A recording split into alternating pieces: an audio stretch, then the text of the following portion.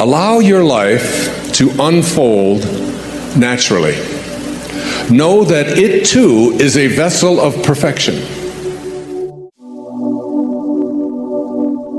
I have now finished 67 verses of the Tao, and I've written 67 essays on when you change the way you look at things, the things you look at change.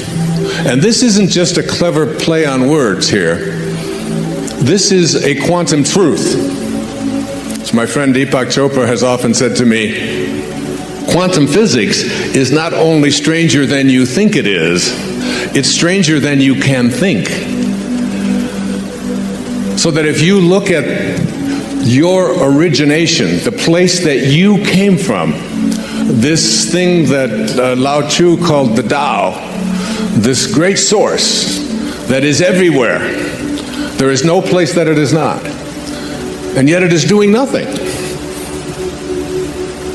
And yet it leaves nothing undone. If you go out and just go for a walk this afternoon when you get home, just look at the perfection of all that is. Just look at the clouds and look at the sky and look at the ocean and look at the trees and look at the leaves, and even more important, look at the space between the leaves. And look at the invisibleness and the perfection of how everything is. There's a constancy, if you will. And this constancy is always there.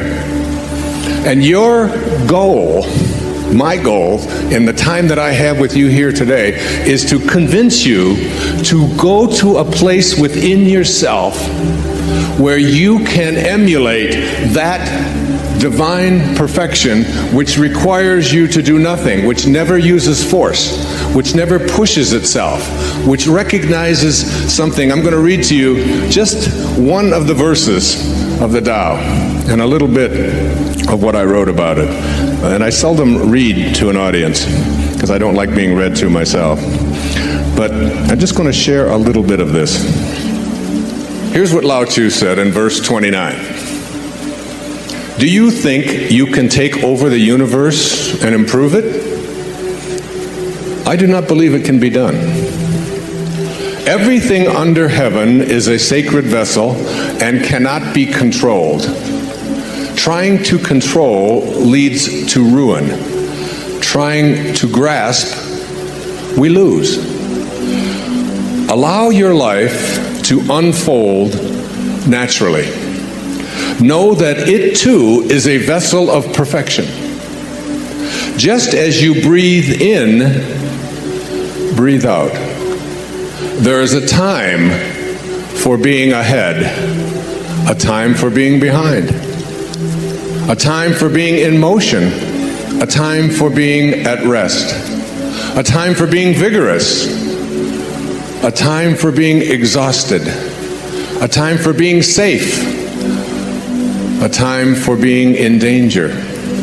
To the sage, all of life is a movement toward perfection. So what need has he for the excessive, the extravagant, or the extreme? There's a time for everything. Imagine if you knew this.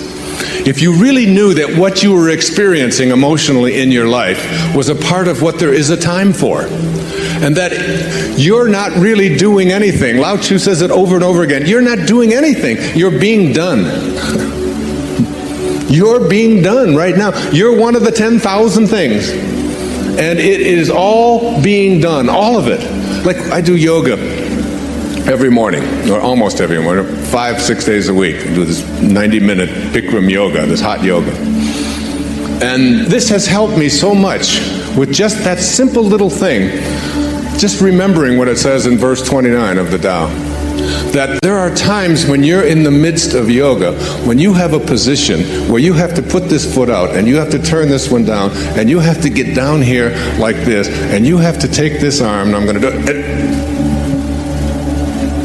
And you have to do that for 60 seconds in a 110-degree room. That's after doing many other postures as well. there was a time when I would do that and I'd be so exhausted, and all I could think about was, when is this 60 seconds going to be up? Oh my God, when are we going to get through with this posture? When are we going to get onto where I can lie down on the floor? And finally, and I began to realize as this doing the Tao thing has really changed me dramatically, so that now when I'm in that position with one arm down and one arm up, and it is exhausting, and you're stretching, and you've got your arm right next to your ear, and you're holding on, that you say to yourself,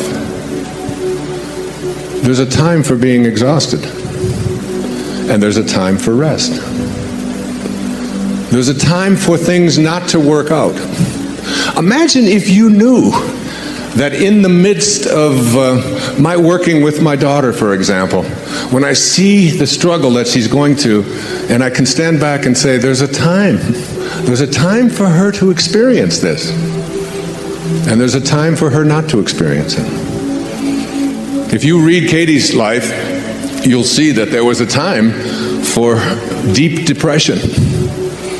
There was a time for fear. There was a time for anger and worry and despair, deep despair. And when you're in those things, if you could step outside of yourself and look at it and say, there's also a time for its opposite. As long as I'm incarnated into a physical world, there's a time for all of it. And as you do, you get to a new place in your life where you begin to look at all the things that are happening to you, because you remember, verse 40 of the Tao says, it's all about returning. It's all about returning. Returning to what? Returning to the place from which you originated. The first 9 months of your life, you lived inside of your mother's womb in water. And during those whole 9 months, nobody could get in there and mess around with you. Nobody could get in there and get you to worry about anything. You didn't have sonograms that you'd look at and say, my God, I don't have a nose yet. What the hell's going on? I sure hope I get a nose. And you got into nose therapy and you worry about it. Oh, so what if it doesn't happen? You don't do that. And all of a sudden, perfectly, it all unfolds in exactly the way it's going to unfold, independent of your opinion about it. You're not doing anything. Nothing is left undone. You're being done. You're being completed. And you were totally, completely at peace with it. You were surrendered to it. You allowed it. It wasn't a struggle. It wasn't... And then you popped out of there. And then you said, thank you, God. Thank you, Tao. Thank you, Source. We'll take over from here. And that was the biggest mistake. All of a sudden, you took over. And you edged God out. E-G-O. You edged God out. And you took on an ego, didn't you? And what is an ego? It's just an idea. Just an idea about who you are. Instead of being a piece of God, a piece of the Source, you decided, and those around you decided, that you were something different. And if you studied quantum physics, and you took the tiny little particle that began you, and you tried to find out where it came from, and reduced it down to its tiniest subatomic properties, ultimately you would discover what Lao Tzu knew. That it's the spirit that gives life. That you didn't come from a particle. That particles do not create particles. Particles do not come from particles. Originally, all particles come from an energy. A field of energy that has no beginnings and no ends and no boundaries. And that's who you are. And returning back to that, and letting go of the idea that who you are is what you have, and who you are is who you control. I don't think there's any more all-pervasive theme in the Tao Te Ching than the idea of being a non-interferer. Do you, Stephen? I mean, isn't it? It's about not interfering, isn't it? It's about letting go. It's about allowing. It's about detaching. It's about disconnecting yourself from this belief that you are in charge of other people. I'm the father of 8 children and the father of motivation. That's what they tell me, so I've got... And as this father of 8 children, one of the things that I've recognized and what has made me, I think, a better parent, particularly even since I've been doing this, is my willingness to, I call it the bite your tongue verse of the Tao. Just hang back just for a second, just as you're about to interfere, just as you're about to lay it on and tell somebody else how they should be and what they should do and how they should do it, you step back and realize that what Khalil Gibran, the great Lebanese poet, in writing in the Prophet, said was just a basic truth. Your children are not your children. They are the products of life's longing for itself. They come through you, but not for you. And you step back, and I can't even begin to tell you how freeing it is to realize that you don't have anything to do. You don't have anyone to control. You can be at peace. And I watch, and I've become much more of an observer, even on airplanes. I was in London 5 days ago. And I don't know if you've flown in and out of Heathrow lately, but things have really changed. You know, we couldn't take anything on the plane. The terrorists, whoever they are selling fear, and we respond with more fear. Every time you use force, you create a counterforce. And then another counterforce, and before you know, and the Tao teaches us all. I mean, one of the great lessons in the Tao is that any country that has its primary resources and its energy placed on building weapons is not of the Tao. And those countries that have their consciousness located in the Tao put their energy into tractors and building homes and growing food, not building weapons. I saw a movie not too long ago with Nicolas Cage about warlords or something, the Lords of War, I think it was something like that. One of those alarming things about how much energy we are in the world creating, energy to destroy ourselves. That we have literally created from our consciousness enough weaponry on this planet to eliminate all life within just a few moments. It's all there. It's all there for us. We've allowed ourselves to move so far away from the great teachings of the great spiritual masters. And we believe that we're a Christian nation or that we're a spiritual nation when we find ourselves having moved away from these simple principles and then getting upset with other people because we can have these kind of weapons, but they can't. And we don't look hard enough at ourselves and all the ways that we have deflected ourselves from the greatest teachings of all of the great spiritual masters. I am well. I am perfect health. I am that. I am. That is my affirmation. That is how I live. That is how I breathe. That is how I believe.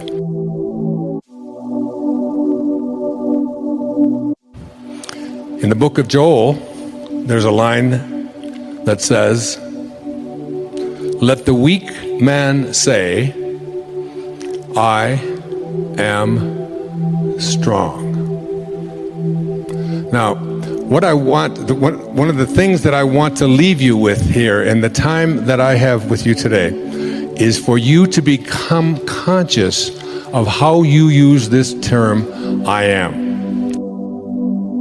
I have a CD, along with my friend James Twyman, that is, what they did with this is, it comes from the Moses Code, which is a book I encourage you to look at, by James Twyman. And what they did is they took the sound in Hebrew of the letters that mean I am that I am. Supposedly this is what God said to Moses. And they have associated the sound with what those letters meant back 1,300 years before the birth of Christ, or 3,300 years ago, and come up with the sound. The sound is a meditation that I do every day. And what I recommend that you do, so what I encourage you to do in terms of manifesting, before I get into the principles, is to take out a piece of paper sometime when you're at home, and it sounds like a silly thing to do, but I want you to do it. And I want you to write at the top of that page the word that, T-H-A-T, that, okay? And under that heading, whatever it is that you would like to attract or manifest into your life, I would like you to just write that down, all right? So if it's a job that you want, if it's a relationship that you want, if it's a healing that you want, if it's abundance that you want to attract into your life, whatever it is, just place it underneath that. And come to a place in your life where it is spoken about in the book of Romans, in the New Testament. He calls those things which do not exist as though they did. You must be able to get to this place in your life where you don't use the evidence of your senses, what your eyes tell you, what your ears tell you, what your stomach tells you, what you see written down, what the internet tells you. You want to be able to be in a place where you are living from the end as if what you would like to manifest is already there.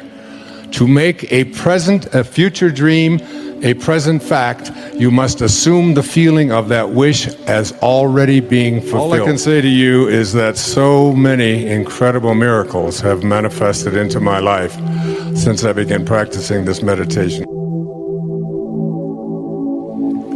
Life, in all its activities, everywhere manifest, is God in action. Remember what I said earlier, the life in your body is weightless, and it is God. It is what you originated from, it is what you will return to. It is where my mom is right now. And it is only through lack of the understanding of applied thought and feeling that mankind is constantly interrupting the pure flow of that perfect essence of life, which would, without interference, naturally express its perfection everywhere. Saint Germain has come to me. I feel as if I have spoken to him. And one of the things that I know from Saint Germain, from Babaji, is that it's only 1 in a million people who spend any amount of their time giving thanks to the I Am presence that is your very essence, your being. Not giving thanks for all of the bounty that you have in your life and for your health and for all of the nice things, but to be in a state of gratitude for the awareness that who you are is this divine essence, this divine being. When I do the meditation, one of the things that I say is I am in a state of continuous gratitude for the I am presence that speaks through my mouth and through my body and through my writing and so on. It's staying in constant contact with the awareness that there is something divine that is what I am. And every time I use this word, I am. The natural tendency of life is love, peace, beauty, harmony, and opulence. This, by the way, is what Lao Tzu said as well. For life cares not who uses it, but is constantly surging to pour more of its perfection into manifestation, always with that lifting process which is ever inherent within itself. I am is the activity of that life. How strange it is that students with sincere interest do not seem to get the true meaning of those two words. When you say and feel, I am, you release the spring of eternal, everlasting life to flow on its way unmolested. In other words, you open wide the door of its natural flow. When you say, I am not, you shut the door in the face of this mighty energy. I often tell my audiences, God didn't say when Moses asked, what is your name and who shall I say sent me? He didn't say, my name is I hope things work out for you. He said, my name is I am that I am. That meaning, when he says I am that, that was Nisargadatta's great autobiography, or biography, and a book that I have studied for 30 years now. And he was known as the I am guru in India. And these two words, I am, have so much power within them. I am is the full activity of God. Having placed before you so often the truth of God in action, I wish you to understand its first expression in individualization, in you. All right? The first expression of every individual everywhere in the universe, either spoken word, silent thought, or feeling, is I am, recognizing its own conquering divinity. The student, endeavoring to understand and apply these mighty yet simple laws, must stand guard more strictly over his thoughts and expression in word or otherwise. For every time you say, I am not, I cannot, I have not, you are, whether knowingly or unknowingly, throttling that great presence within you. So, could God say, I am depressed? Could God say, I am sad? Could God say, I am unhappy? I am miserable? Not possible. And every time you say that, you blaspheme. Because when you use the words I am, you are in union, you are in yoga with God. So, when I do my yoga practice, and there's certain of these postures and asanas that I have a little more difficulty with others, especially balancing ones and so on. Before I start the asana, my inner meditation is, I am well balanced. I am perfect balance. I can do this. I am perfect balance. And as I do this, I begin to see that I am speaking to this body. And what is this body? It is nothing more than something temporary that is always changing, so it's not even real. The I Am Discourses are, I think, one of the great spiritual texts on the planet today. You can pick it up, especially Volume 3. It's published by the Saint Germain Press. Saint Germain is, I believe, because I'm a student of Yogananda, and Sri Yukteswar, his teacher, who was born on the same day I was in only 1855 instead of 1940, like me. And they speak about this saint that is capable, who always keeps a young body. His name is Babaji. How many have heard the name Babaji? Yeah, this is an audience, I don't have to ask that. Saint Germain is Babaji, in my opinion. This is someone who shows up in a young body, and when you read Ascended Masters Training, The Unveiled Mysteries, The Magic Presence, and the I Am Discourses, which I have read all of them and studied them before I actually channeled Wishes Fulfilled.